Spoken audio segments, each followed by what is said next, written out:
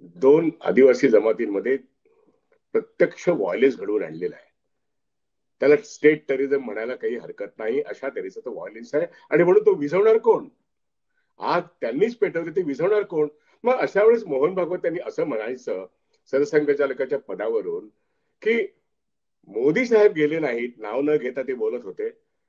पण ते तरी स्वतः गेलेत का? का राष्ट्रीय शिवसंघाचा मणिपूरशी काही संबंध नाहीये?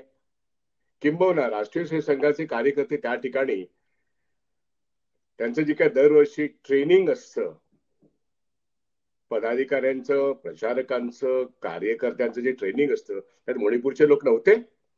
मणिपूरमध्ये त्यांचं काहीच बस्तान नाहीये? अदानीच्या साठी भुसभुशीत जमीन निर्माण करण्याचं काम राष्ट्रीय शिवसंघाच्या कार्यकर्त्यांनी त्या ठिकाणी जाऊन केलेलं नाहीये? पण मग स्वतःच्या संस्थेविषयी काही बोलायचं नाही. आणि देशाचे पंतप्रधान त्या ठिकाणी गेले नाहीत, त्यांनी आता गेलं पाहिजे, तिकडे लक्ष दिलं पाहिजे, तिकडे शांतता आणली पाहिजे, असं सरसंघचालक सांगतायत. म्हणजे सरसंघचालक मोदींच्या विरोधात एक मत व्यक्त करतायत. पण भारतीय जनता पक्षाला या देशातल्या जनतेने 303 वरून 240 वरती आणून बसवला. आणि राहुल गांधींनी पत्रकार परिषद घेऊन काही महत्वाच्या गोष्टी सांगितल्या.